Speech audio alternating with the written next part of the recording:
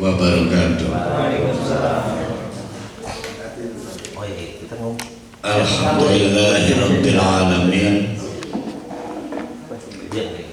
Nahmaduhu wa nasta'inuhu wa nastaghfiruh wa na'udzu billahi min syururi anfusina wa min sayyiati a'malina.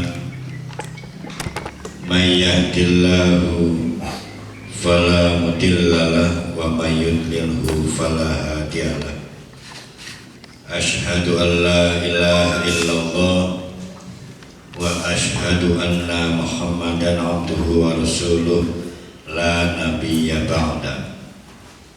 Kita akan meneruskan kajian surah Al-Mujadilah ya, bukan Al-Mumtahinah ya.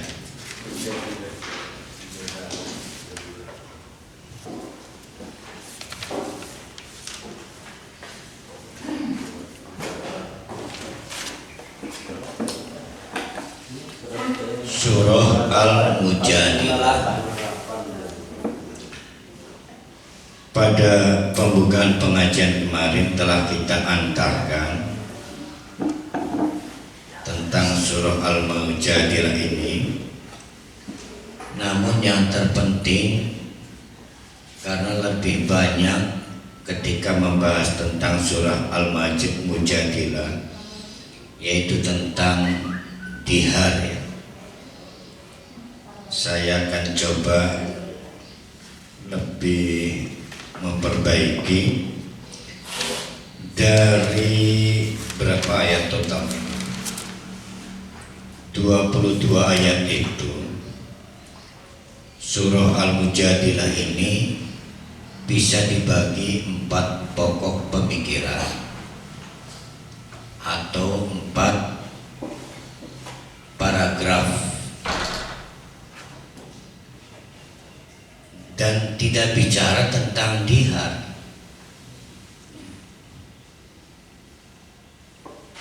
Pokok pikiran pertama adalah tentang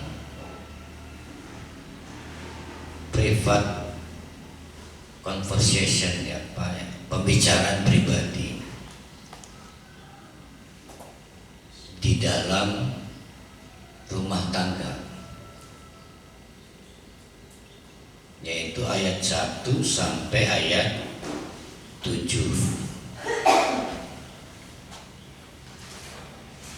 Kebetulan yang diangkat adalah kisah dengan latar belakang kisah seorang perempuan hebat bernama Haulah binti Sa'labah yang bertengkar dengan suaminya bernama Somit bin Aus. Aus bin Somit apa Somit bin Aus? Aus bin Somit. Pokok pikiran kedua atau paragraf kedua adalah tentang pembicaraan pribadi. Kalau yang pertama di dalam rumah tangga, yang kedua di dalam kelompok atau masyarakat atau majelis atau organisasi, yang pasti di luar rumah tangga. Yang kedua ya, dari ayat 8 sampai ayat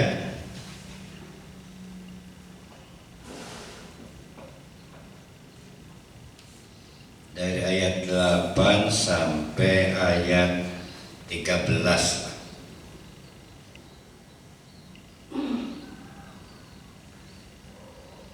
Seterusnya yang ketiga, atau kita bagi 3 misalnya.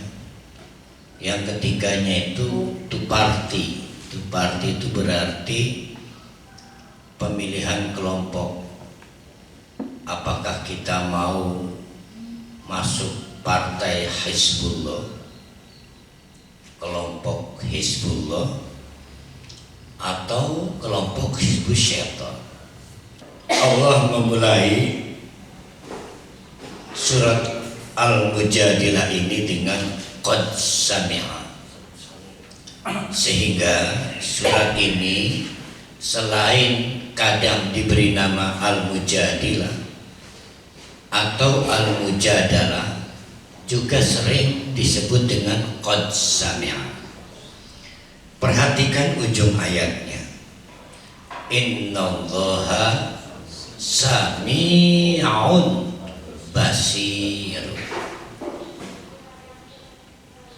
Allah menyatakan innallaha sami'un basir.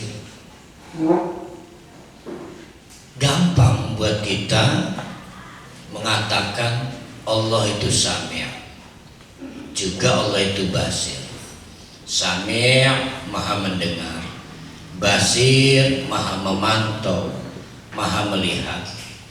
Kalau Pak Panti ditanya, Pak Panti percaya Allah itu sami'? Percaya. Tapi satu saat kadang-kadang juga berbohong, seolah-olah kebohongan kita tidak didengar Allah. Lalu kemana konsep tentang innallaha sami'?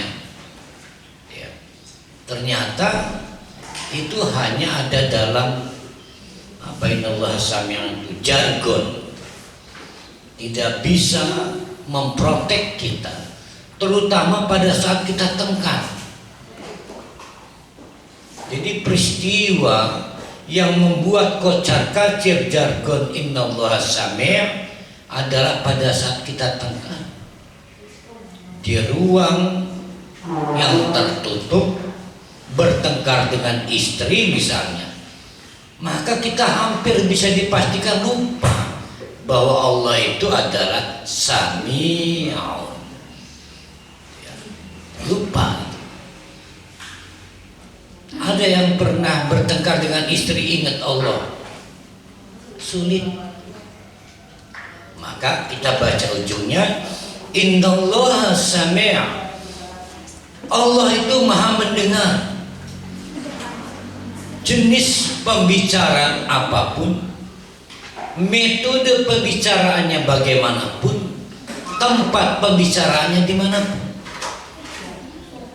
maha mendengar. Dengan berbisik sekalipun, apalagi kalau ngebentak-bentak, ditutup rapat sekalipun, lebih sigap kita menasihati istri, atau istri sebaliknya menasihati suami. Bentar mas, jangan tengkar di depan anak-anak. Maka anak-anak disuruh tidur dulu. Sirine berbunyi, tereng, mulai bertengkar. Mumpung gak anak-anak, tapi Allah kan gak tidur. Itulah yang disebut dengan innallaha sami'. Pernahkah kita berpikir kata-kata yang tidak senonoh seorang istri pada suaminya, dan atau sebaliknya suami pada istrinya, itu akan dipertanggungjawabkan di akhirat kelak? Nah, inilah konsep gagasan dasar dari surat Al-Mujadilah. Oleh karena itulah, maka pada saat Haulah binti Sa'labah itu datang mengadu kepada Rasulullah, wa kuntu fi nahiyatil bait, kata Siti Aisyah, wa kuntu, sedangkan aku fi nahiyatil bait, di ruangan tengah, hanya dipisah dengan gorden. Ma asma'u ma tashtaki, tapi saya tidak tahu apa yang dikeluhkan, apa yang dikonsulkan oleh Haulah binti Sa'labah kepada Rasulullah. Aisyah nggak tahu, tapi Allah tahu. Nah, ayat ini sekaligus memberi faedah, konsultasi tentang suami atau sebaliknya itu tidak boleh didengar oleh istri ustadz sekalipun. kalau ustadznya lelaki. Kalau perempuan namanya ustadzah. Itu sudah kita bahas kemarin ya.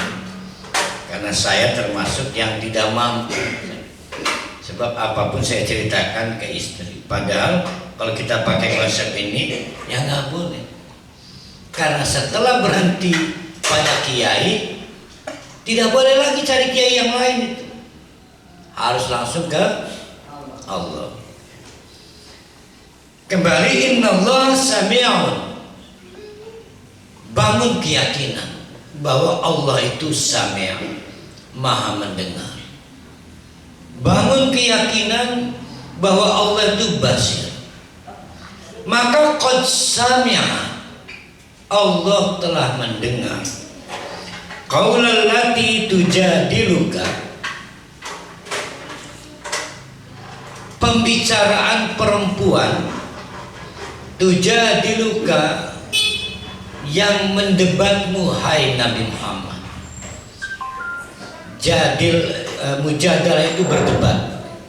Kenapa berdebat?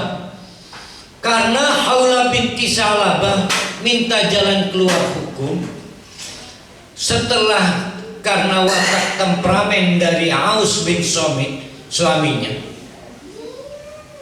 Beberapa menit kemudian suaminya menyadari bahwa apa yang dilakukan pada istrinya tidak sepatutnya terjadi. Akhirnya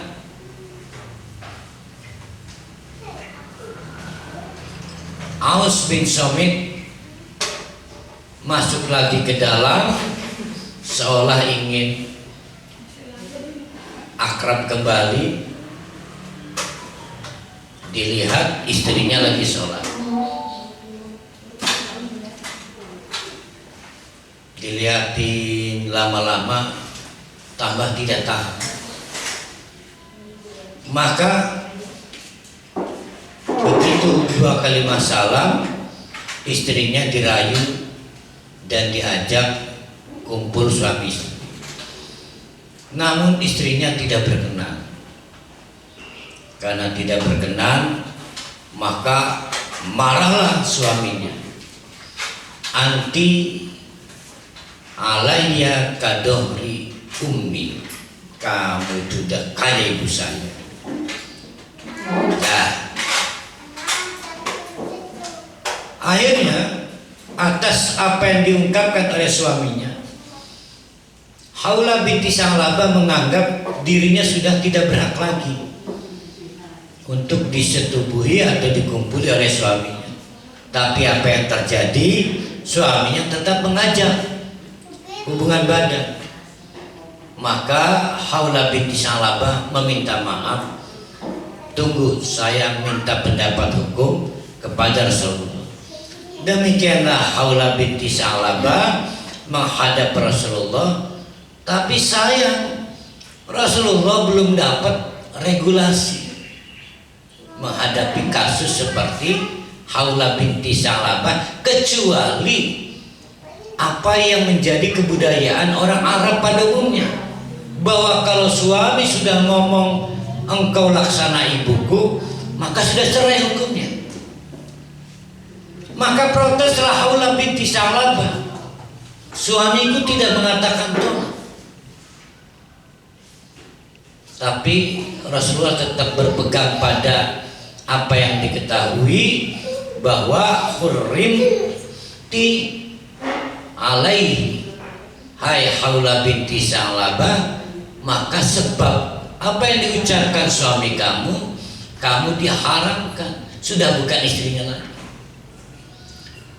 Karena merasa tidak puas, ya, maka Haula binti Salabah mengadu kepada Allah. Kalau yang pertama mujadalah, ngedebat Rasulullah. Yang kedua tashtaki, mengadu, curhat. Ternyata ketidakpuasan Haula binti Salabah kepada jawaban hukum dari Rasulullah tidak menyebabkan Haula pindah ke kiai lain. langsung curhat. Wa tashtaki ilallah, selanjutnya Haula binti Sa'labah tashtaki, curhat ilallah kepada Allah. Banyak yang disampaikan Haula, di antaranya, ya Allah, kalau betul yang disampaikan oleh utusanmu Nabi Muhammad bahwa saya bukan istrinya lagi, nggak siap saya, nggak fair lah dianggapnya. Perut ini sudah banyak melahirkan anak, udah acak-acakan, sementara muka sudah didandanin, nggak bisa cantik lagi, rasanya nggak mungkin dapat suami baru. Sedangkan anak-anak banyak dan menunggu saya untuk memberi nafkah, rasanya nggak sanggup lah. Ayat ini memberi peringatan kepada kita, jangankan pada saat kita konsul, hati-hati. Allah Maha mendengar. Jangan membuka aib yang memang mengada-ada. Istrinya curhat kepada kiai, jangan yang mengada-ada.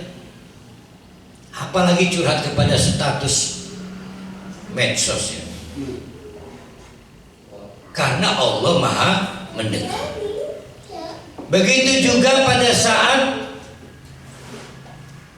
ishtaki, curhat kepada Allah, jangan mengada-ada. Suaminya gak pelit, ngomong ke Allah, ya Allah, bukalah hati suami saya karena suami saya pelit. Gak boleh. Begitu juga pada saat tengkar. Nah ini jadi masalah. Pada saat tengkar, ingat-ingat ada Allah Maha mendengar. Disusun dengan baik pilihan katanya, disusun dengan baik pilihan kalimatnya, menghindari dua hal. Nanti akan diterangkan di ayat berikutnya. Berarti bapak-bapak, ibu-ibu, tengkar dengan suami atau tengkar dengan istri pada dasarnya boleh. Timbul dosa ketika melanggar ayat berikutnya. Boleh. Wong tengkar kok nggak boleh? Apa dua syarat itu? Yang pertama adalah pertengkaran atau gugatan atau cekcok apapun yang berkaitan dengan private conversation, pembicaraan pribadi yang menimbulkan al-munkar. Yang kedua, kalimat zur. Kalimat mungkar adalah kalimat yang tidak masuk akal, tidak bisa diterima akal, juga tidak bisa diterima syariat. Berarti marah-marah dengan suami itu tidak boleh kehilangan kontrol, sehingga tidak mampu membedakan mana kalimat mungkar, mana kalimat ma'ruf. Yang kedua, zur, yaitu kalimat yang tidak sesuai dengan realita atau bohong. Zur, maka orang bersaksi, saksinya atau kesaksiannya bohong, itu disebut kesaksian zur, atau kita nyebutnya palsu. Nah, itu nanti kita bahas. Jadi bapak-bapak, ibu-ibu, ingat-ingatlah Allah itu Maha mendengar. Ingat-ingat Allah Maha mendengar itu baik pada saat kita konsultasi dengan, sekarang kan gak ada Nabi Muhammad, adanya kiai. Dengan kiai, maka jagalah martabat yang kita sedang curhat, karena nanti akan timbul pertanggungjawab. Jangan sampai curhat yang menimbulkan kemungkaran. Begitu juga pada saat curhat pada Allah, karena Allah Maha tahu. Jangan macem-macem lah, apa adanya curhat pada Allah. Nah, yang ketiga yang menjadi masalah pokok kita, yaitu pada saat kita bertengkar dengan pasangan hidup kita. Kalau perlu sebelum bertengkar dengan suami atau istrinya, latihan dulu lah, disimulasikan. Alladzina yudahiruna minkum min nisa'ihim, lelaki yang mendihar istrinya seperti yang dilakukan oleh Aus bin Somit, itu memang tidak ma'ruf atau mungkar. Kenapa mungkar? Karena memang istrinya itu bukan ibunya. Karena istrinya bukan ibunya, ngapain disebut anti alayya kadohri umi? Tapi yang jadi masalah ini adalah tradisi orang Arab. Jadi dengan demikian ada misi besar agama Islam ingin mengakhiri tradisi yang merendahkan kaum perempuan. Perhatikan, istri adalah istri, ibu adalah ibu. Tidak bisa dipilih salah satunya karena masing-masing memiliki kedudukan yang berbeda. Cara kita menghadapi ibu berbeda dan cara kita menghadapi istri berbeda. Kecuali wong ketelimbang, menghadapi ibunya kok malah seperti menghadapi istrinya. Atau sebaliknya, menghadapi istri seperti menghadapi ibu. Nggak boleh dicampur-campur.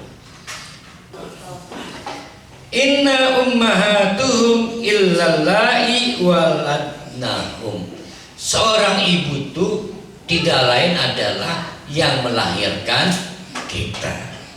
Wa innahum la yaquluna munkaron minal qaul. Dengan demikian orang yang dihar, ini perumpamaannya, orang yang melakukan dihar adalah orang yang mengucapkan kalimat mungkar, tidak sesuai akal, tidak sesuai syariat.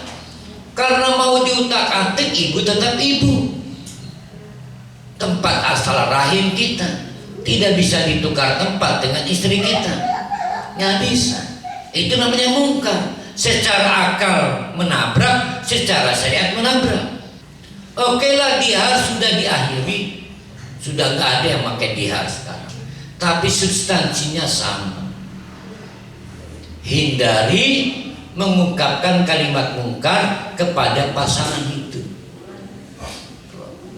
Kalimat mungkar itu kalimat yang tidak masuk akal, kalimat yang tidak sesuai syariat.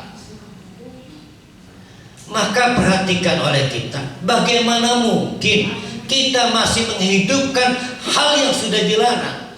Bukan diharnya, tapi perilaku-perilaku jahiliyah, yaitu mengucapkan kalimat-kalimat yang mungkar kepada pasangan hidup. Ustaz, tapi saya lagi tengkar, emosi, marah, panas hati. Itulah kenapa ayat pertama dikunci dengan innallaha sami'un. Ingat-ingat terus, Allah itu maha mendengar, termasuk pada saat kita tengkar dengan suami atau istri. Makanya cubit dulu pipinya atau tangannya. Oh masih waras, oh masih sadar. Pastikan kita ingat Allah, baru tengkar dimulai. Tanyakan pada istrinya mau kita tengkari, mama masih ingat Allah nggak? Masih. Ayo kita tengkar. Oh prosedurnya begitu. Kalau pertengkaran kita tidak ingin dicatat sebagai dosa, kita masih dalam konsep tengkar itu manusiawi dan boleh, kecuali tengkar itu menimbulkan kalimat mungkar, maka timbul dosa. Dosa karena tengkar apa kalimat mungkarnya? Kalimat mungkar. Dia penumpang gelap dalam bertengkar. Selain mungkar adalah wazurun, kalimat penuh kepalsuan karena tidak sesuai dengan realitas, mengada-ada. Istrinya, suaminya udah habis-habisan nyari nafkah, istrinya nggak puas. Bapak ini nggak bisa nyari nafkah, padahal udah bisa-bisa nyari nafkah. Wah, puas terus. Kapan ayah ini menyenangkan mama? Padahal mah sudah menyenangkan. Sepanjang menurut ukuran umum. Itu disebut zuron. Begitu juga kalimat-kalimat seperti binatang, kebun binatang, anjing, betul, semut, cecak segala macam. Itu sebetulnya kalimat zur. Wa innallaha la'afuwun ghafur. Kita perhatikan ujungnya. Sama dengan ayat pertama, konsep dasarnya adalah innallaha sami'un basir. Di ayat kedua, konsep dasarnya adalah innallaha la'afuwun ghafur. Allah itu maha pemaaf. Kenapa pemaaf? Sangat mungkin suami istri tengkar, maka dimaafkan oleh Allah. Apa yang dimaafkan? Dampaknya ditangguhkan. Sedangkan ghafur itu nanti di akhirat, pada saat dihisab, maka dosa kita dihapus. Kapan tahunya kita dihapus? Dihisab nanti. Tapi di dunia ini kita butuh Allah, yaitu dalam rangka menghindari kita dari dampak perbuatan dosa kita. Nanti akan kita bahas yang disebut dengan ismun di ayat 8 atau 9. Ismun itu artinya dosa, tapi arti sebenarnya adalah yang berdampak. Kenapa kita diminta menghindari ismun? Karena dihindari dampaknya. Bayangkan kalau Allah itu tidak afuun, waktu bahaya. Suami durhaka pada istri, langsung pincang, langsung stroke atau sebaliknya. Ya Allah, maka Allah itu afuun, sangat wajar ada pertengkaran suami dengan istri. Tapi Allah juga ghafurun. Boleh jadi kita melakukan dosa cepat, setelah tengkar dan kita kagul ngomong mungkar, kagul ngomong zur, cepat-cepat bertobat kepada Allah. Jangan sendiri-sendiri, kompak bertobatnya. Mama udah selesai belum tekarnya? Menurut catatan ayah ada 4 kalimat mungkar, 10 zur. Ayo kita barengan bertobat. Kapan tukarannya ya? Tapi mau gimana, kita harus berbeda dengan orang kafir kok cara tengkar. Innallaha la'afuwun ghafur. Afuun itu di dunia, ghafur itu di akhirat. Afuun tidak ada kaitan dengan menghapus dosa, tidak ada kaitan. Mestinya kita ini diazab, dan urusan Allah. Mau diazab di akhirat boleh, mau diazab di dunia boleh, urusan Allah, suka-suka Allah.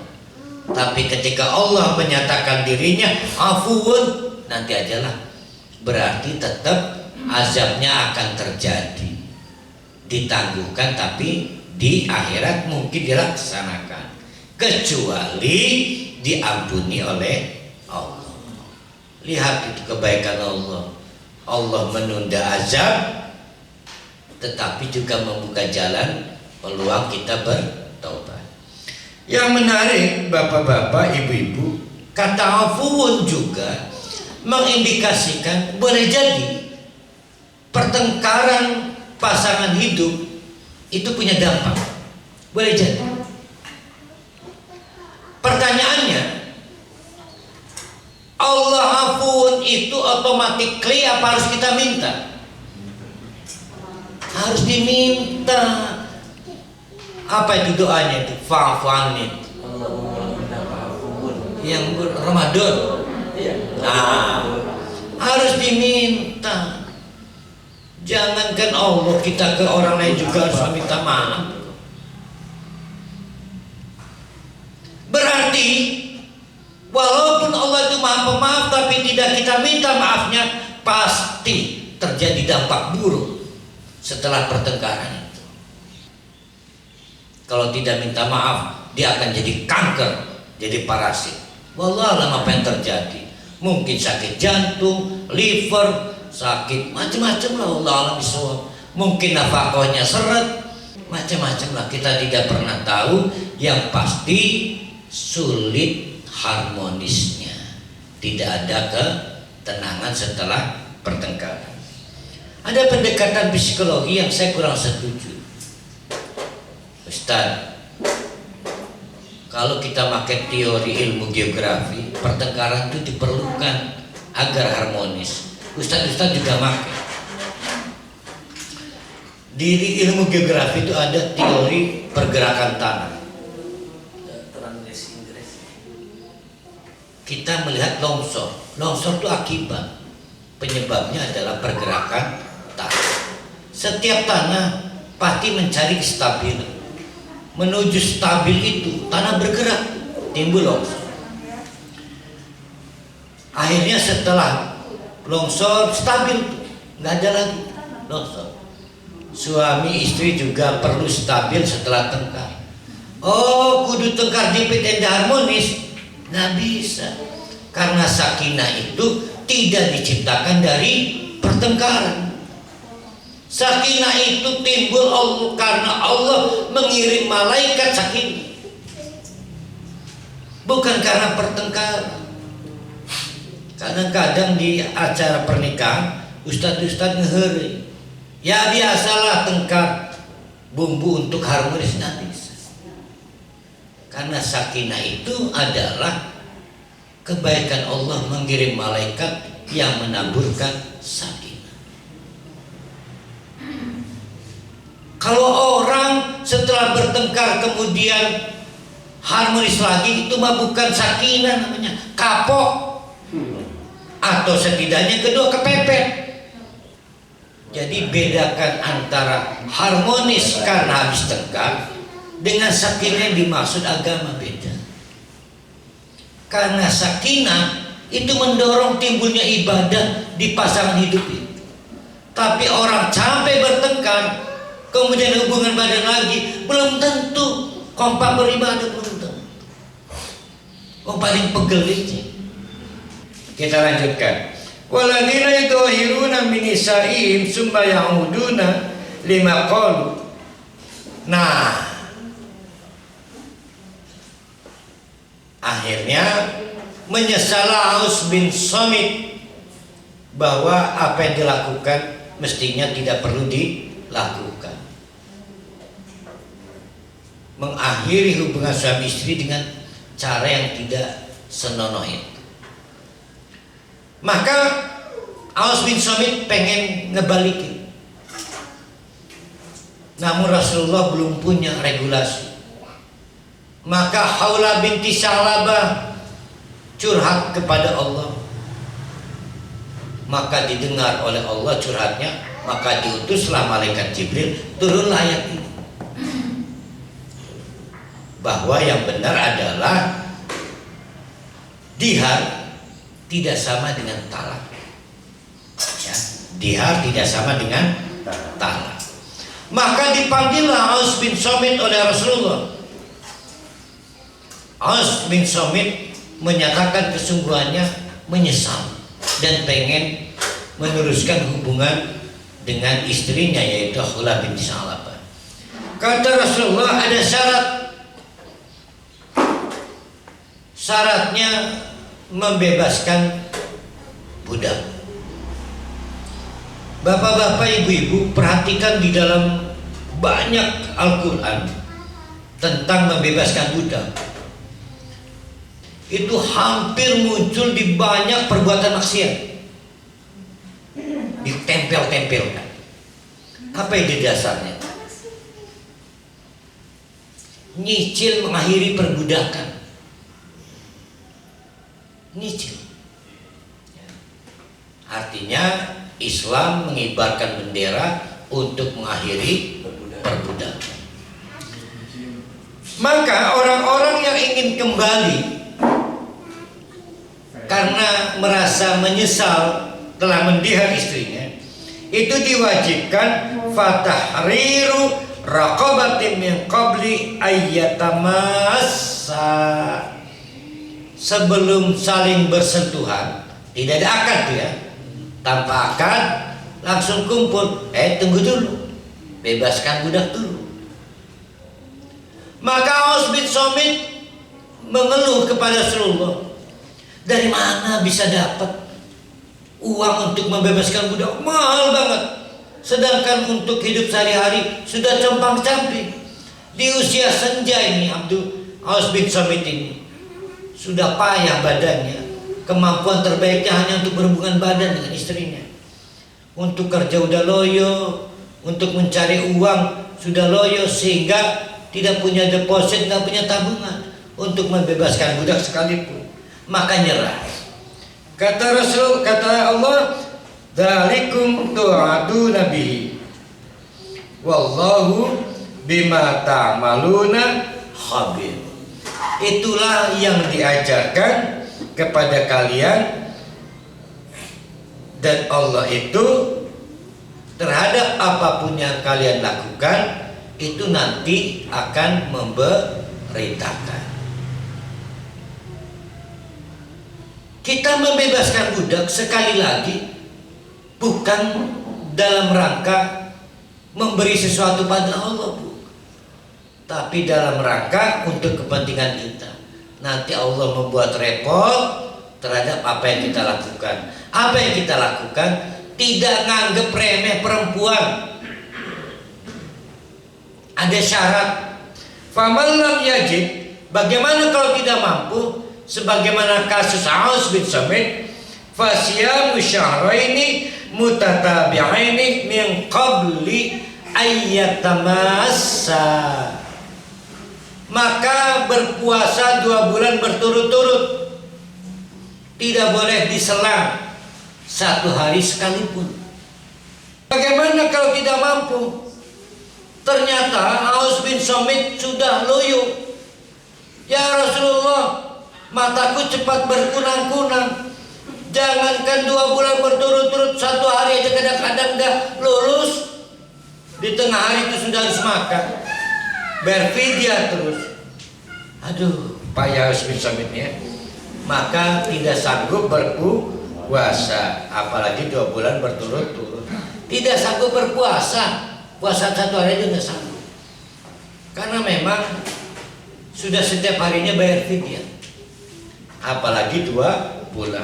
Maka diberi solusi. Ingat, fa'ilam yastati ya. Ini bukan kayak orang ronda.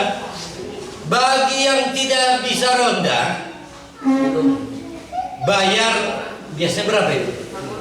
20.000. Lah, ngantuk mah. Dengan bayar dia apa? Bukan. Ini bukan pilihan, bukan. Urut-urutan.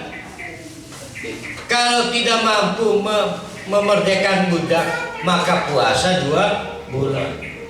Tidak mampu karena usia, karena medis sebagainya, maka fa'inamu sittina miskina, maka dapat diganti memberi makan 60 orang miskin. Dzalika, semua itu tadi. 1, apa aja itu? Membebaskan budak. 2, berpuasa. 3, memberi makan orang miskin. Itu adalah litu'minu billahi wa rasulihi, untuk memulihkan kembali keimanan kepada Allah dan Rasul.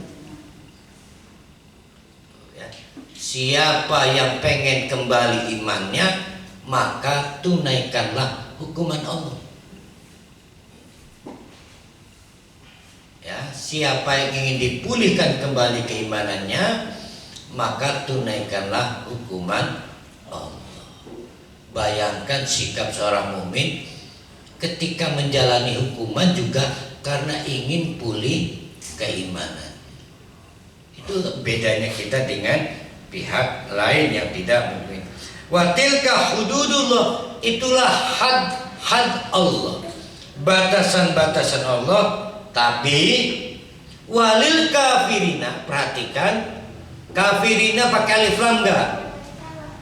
Pakai alif lam. Dan dia isim fa'il. berarti profesional kafir.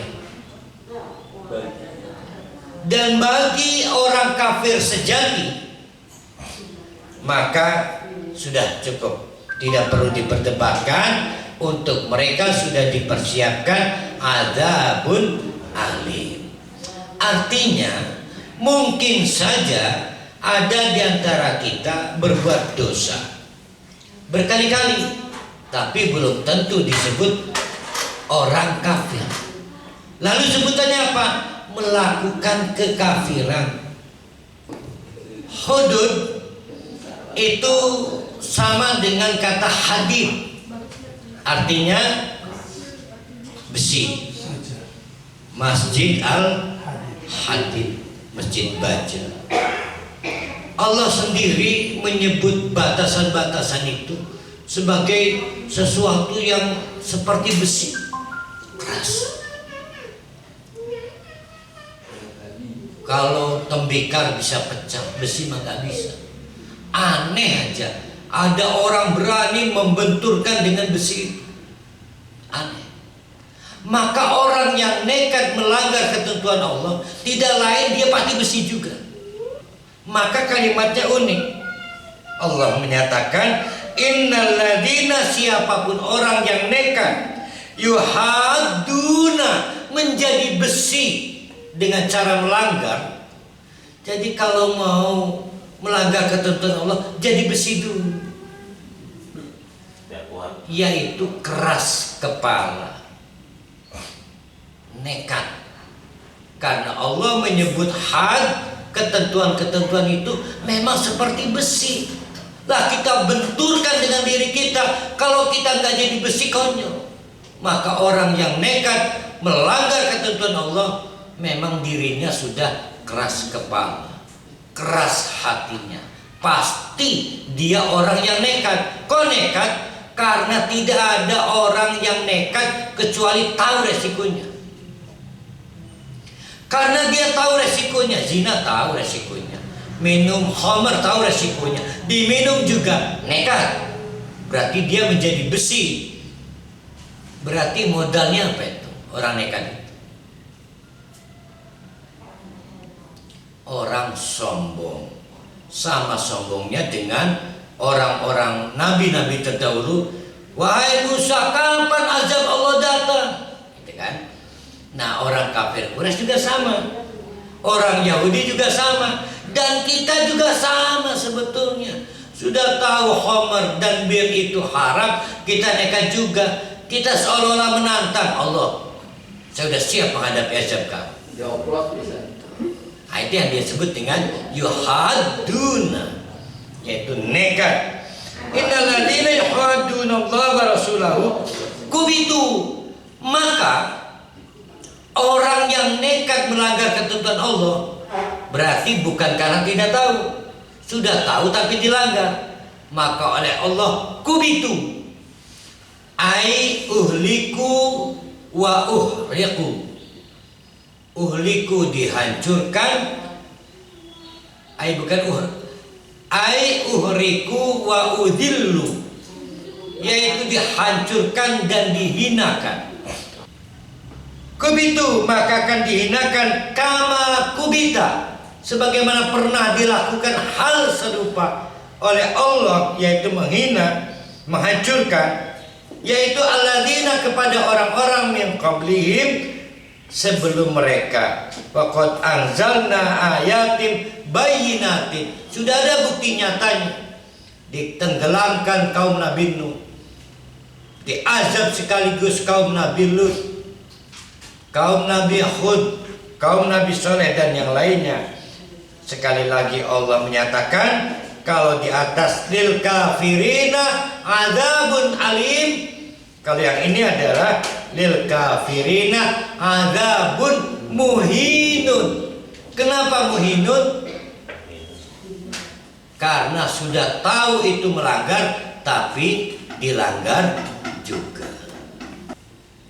Kapan itu terjadi?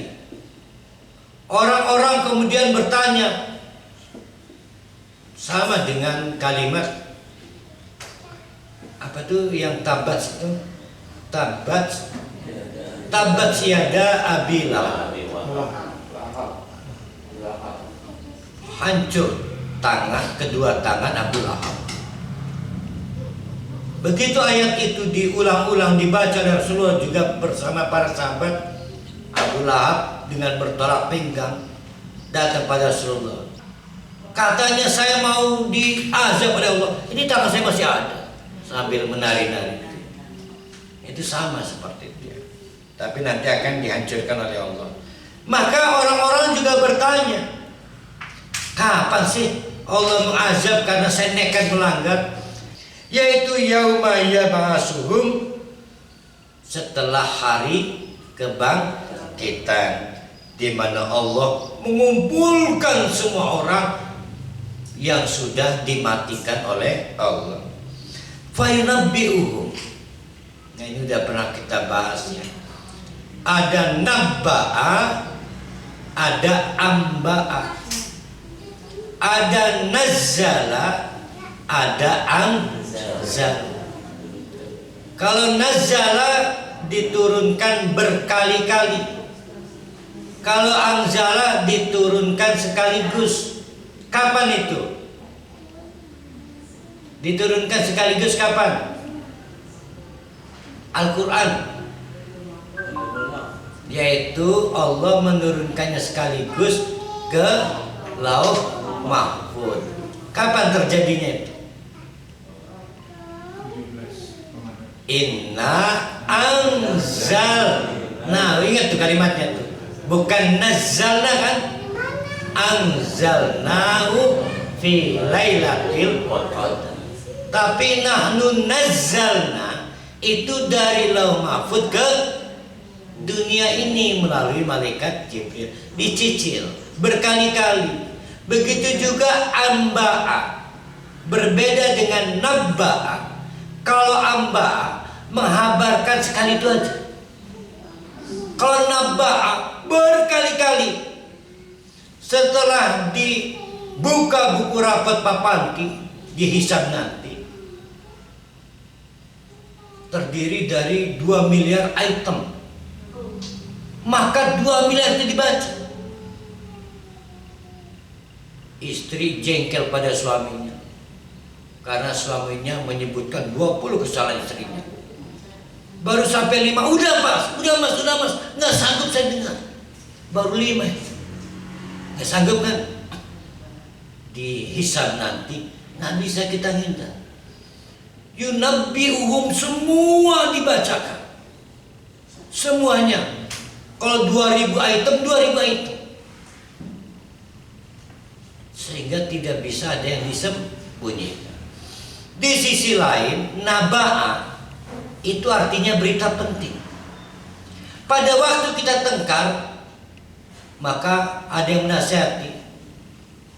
Udah sih mas, yang sopan gitu, gitu aja dipersoalkan, wajar.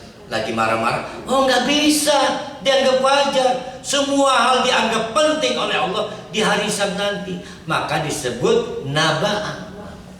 Orang yang membawa berita penting disebut nabi. Nabi nggak mungkin cerita tentang tukul, cerita tentang Desi Ratnasari, nggak mungkin. Pasti hal-hal penting. Maka tidak ada hal yang dianggap tidak penting di hisab nanti. Walaupun kita anggap wajar sih pak, namanya lagi marah-marah ke istri, nggak bisa dianggap wajar. Jadi ingat-ingat, tidak ada hal remeh walaupun lagi kita bertengkar dengan istri kita, karena nanti akan dijejerkan oleh Allah dalam konsep yunabbi'uhum.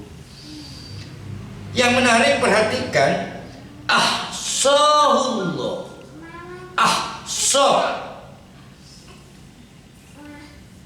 Ahsa itu artinya ngijir. Ngijir apa? Bahasa Indonesianya ngitung. Ada adud, ada adat, ada ahsa.